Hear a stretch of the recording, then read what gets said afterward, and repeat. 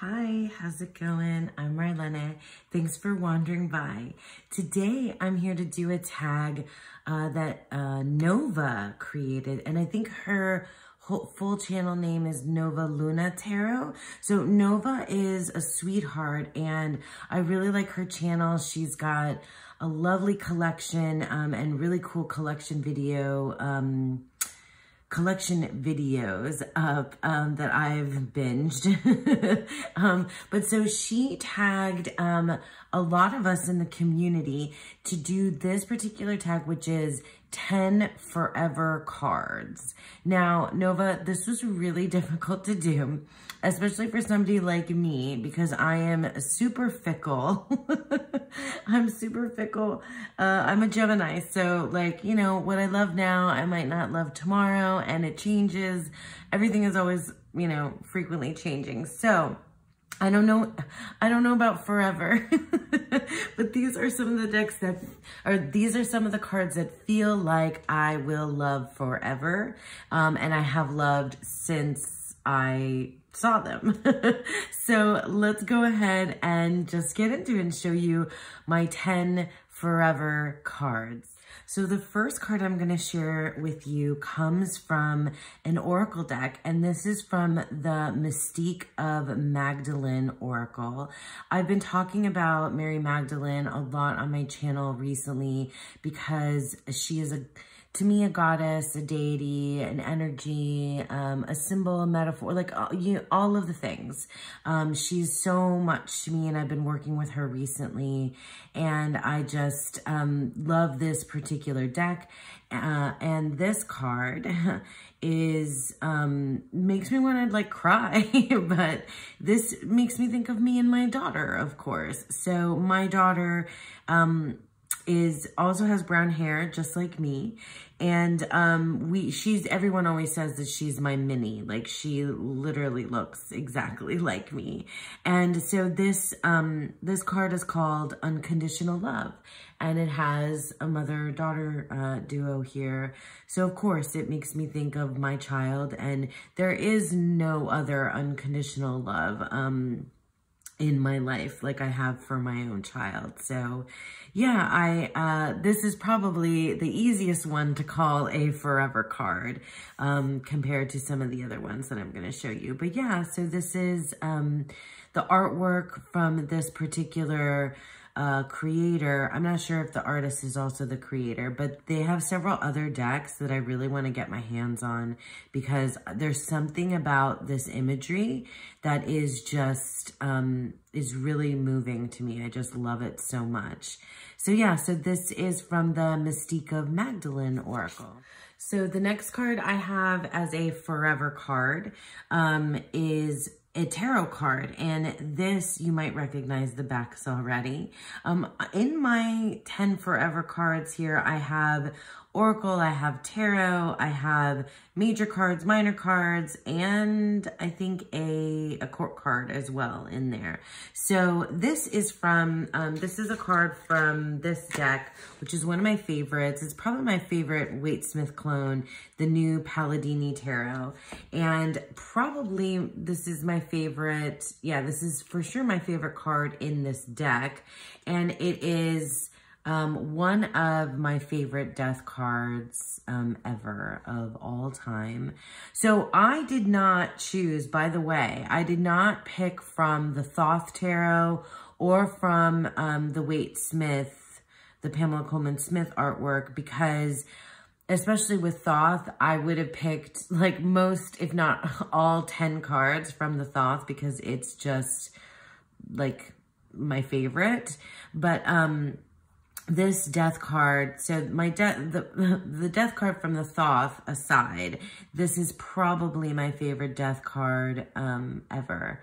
And I'm fascinated by the death card, also fascinated by the sign of Scorpio, which is linked to the death card. And I just love everything about this, like what is going on here with the perspective. So there's like this galaxy happening here behind, you know, the snake is coming from the horse's mane, and there's like the stars and the moon, and this is like a zebra, but not really. And then there's this volcano and destruction and fire in the background. And then we have our Grim Reaper figure, another snake, lots of serpents coming through here, and our white, is it a rose? I believe so. In the, you know, on the flag. It's just like, honestly, it is to do with the symbolism, but it's really just to do with the art here. It's just stunning. And I don't know, there's something comforting about this particular death face, this Grim Reaper. And it's also scary. It's just haunting, and it's beautiful, and I just absolutely love it. I love this death card so much. So yeah, so that is from the new Palladini Tarot. Okay, and here is a minor card from the Tree Spirit Tarot. This happens to be one of my favorite decks as well. Probably, I don't know, it's tied for #1. I don't know. I love this deck so much. It's the Tree Spirit Tarot, and this is the 10 of Hardwoods, or the 10 of Swords. And this is a tree, Ceiba tree. And I used to remember the other name for this type of tree, but I can't right now. The keyword here is change. And it's, you know, rather than your Waite Smith depiction for the 10 of Swords with the person lying prone and 10 swords, you know, stabbing them in the back, and sometimes blood, sometimes not. But in any case, this is a tree that the bark is really soft, and it also peels. And this is a tree that I am familiar with in my area, and it reminds me of childhood parks and childhood outings and field trips too, with my school, and just like also being in places where there were these trees, where we would, you know, touch the tree and peel the bark as it was coming off. And I just remember the feeling of this tree. Like, and I haven't been near one in quite some time. I really should seek one out. You know, just like I have a real sensory memory of this tree that I'd like to reignite, you know.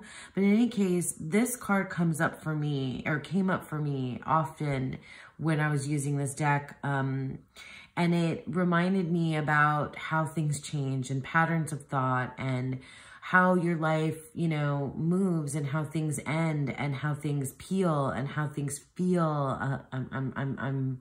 I'm doing a poem on the spot, but it's just one of my favorite cards ever, and it always really just resonated with me, like really deeply, on a soul level here. So I loved it. It expanded my idea of the 10 of Swords, the 10 of Hardwoods here. So yeah, so this is the 10 of Hardwoods, or 10 of Swords, from the Tree Spirit Tarot.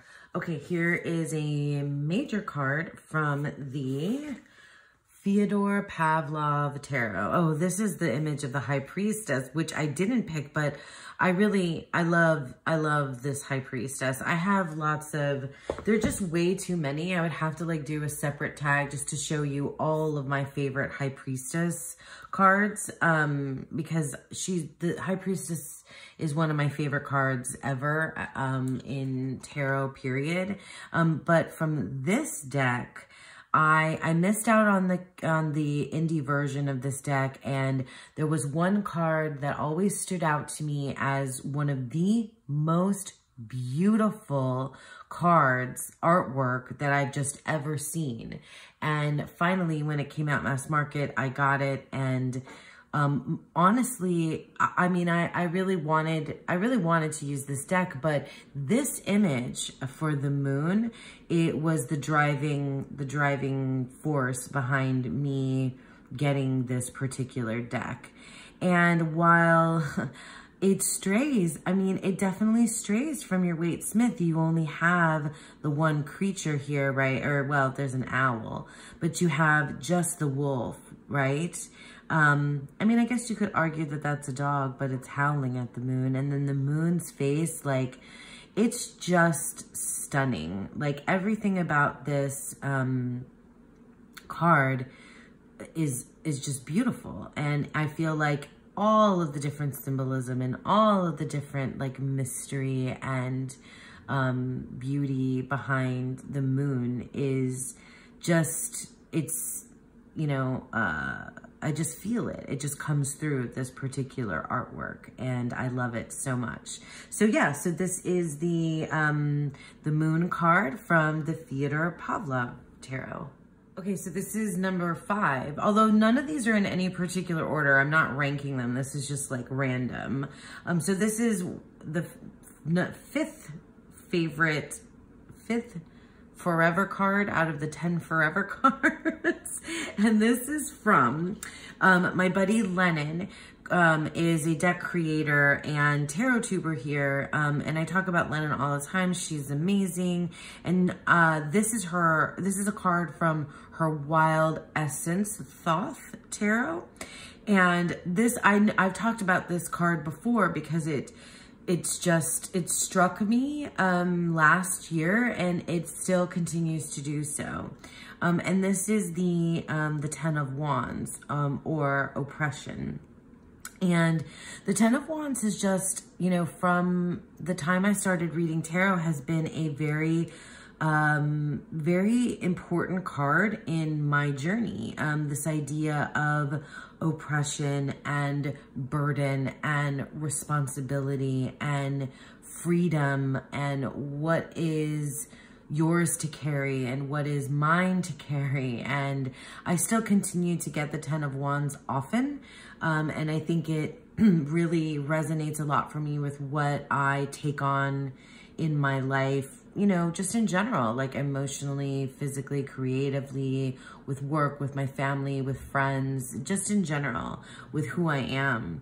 And this card, you know, Lennon's version of it with this barbed wire, and the perspective of it for me was that that the person behind this image is running their guts out to get away, right? They're like trying to escape, and they come full stop up against the barbed wire. And that's what it feels like not to be free, because you have to full stop. And I don't know, that's just how it resonated for me and what this image said to me, among a zillion other things. But yeah, this has always been a really, really powerful card in my collection and in my, you know, in my readings. So yeah, so that is the 10 of Wands, the oppression card from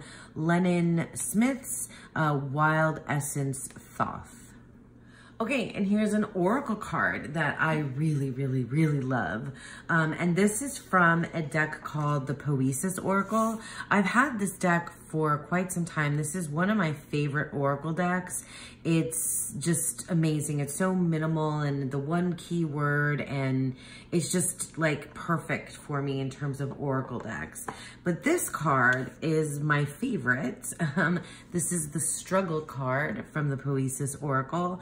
And it is, I mean, I guess piggybacking off of the 10 of Wands, this is really perfect as a 10 of Wands card as well. But this makes me think of the myth of Sisyphus, right?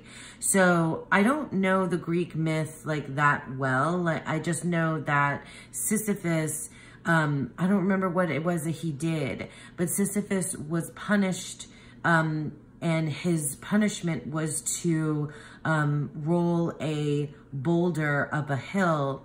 And when he got to the top of the hill, the boulder would fall off and he'd have to roll the boulder all the way up again. And that was his punishment for eternity, to roll this boulder up a hill. And so the Greek myth stands out to me, you know, the myth of Sisyphus, but more importantly, Camus famous quote. And now, I mean, I can't remember which Camus book it's in, but when he talks about Sisyphus and how we must imagine Sisyphus is happy.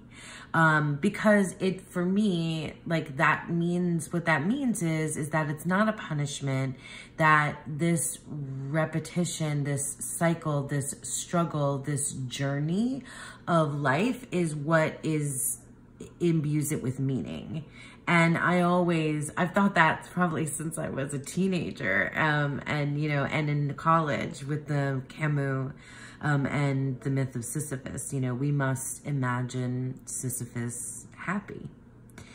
Because the struggle is, if there weren't struggle, then you wouldn't value anything, right? If everything was easy, then how do you assign value to anything if it's not difficult? But I don't know, I guess that's, philosophy is up for debate. I absolutely love this card, and it reminds me of that, and it reminds me of, the myth of Sisyphus and Albert Camus, and yeah, that type of philosophy. Love it. Yeah, so this comes from the Poesis Oracle. All right, so this card, with its all black back, comes from the Tarot of the Holy Spectrum, the 2nd edition. And this is probably, the Tarot of the Holy Spectrum, probably my favorite. I don't know, like I keep saying my favorite deck, but a lot of these are my favorite decks. It's my deck that feels most like home to me. It is probably my most used and my most, it's my home base deck. Anyway, this is the Judgment card, or here it is called Awakening. And I absolutely love this as a card for Judgment, because it strips it away from, the angel and the, that whole vibe from Waite Smith. And we've got an image here that makes me think of the Matrix. So it's like Neo waking up from, the Matrix into reality, right? And I just love that there are these other people here that are wearing blindfolds, and this person has awakened and they're taking the blindfold off and they're looking directly forward, right?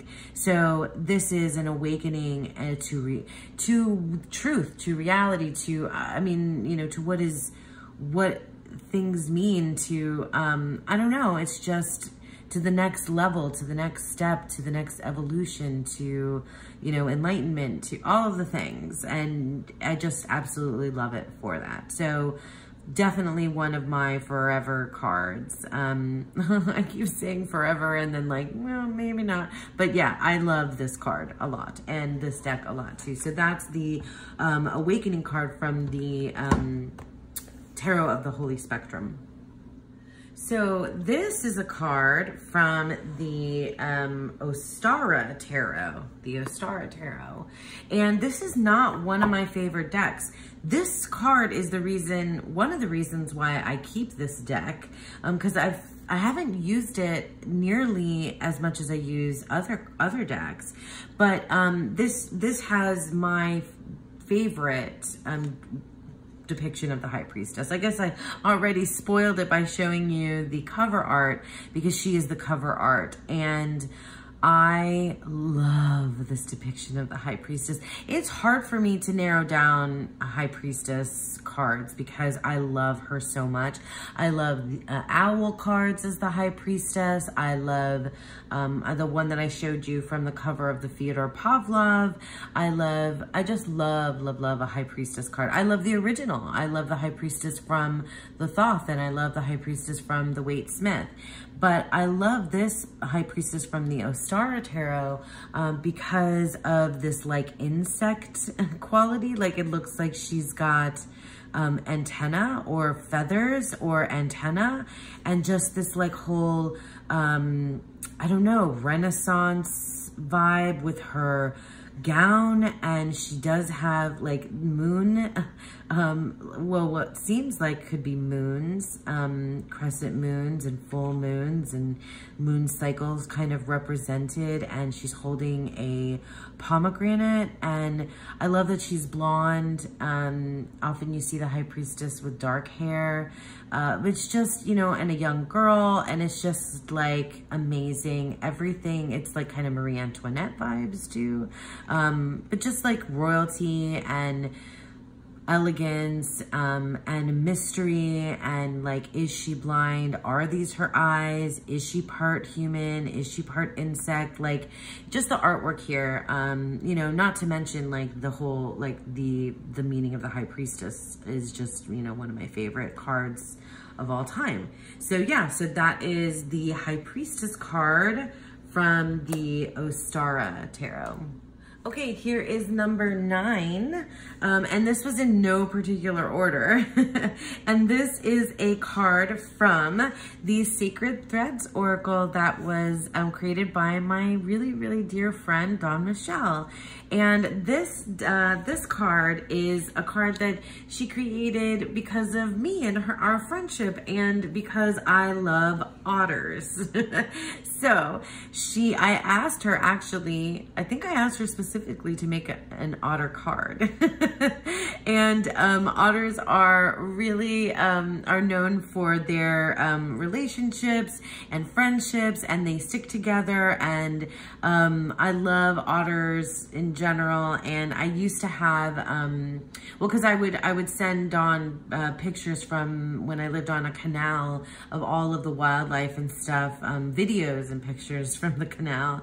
And we had, whenever I had an otter spotting, which was rare, I did share that with her. But in any case, she's a dear friend, and this just makes me smile, makes me happy, makes me think of those people in your life that you make a really deep, you know, friend connection with, who are just, you know, really important people in your life.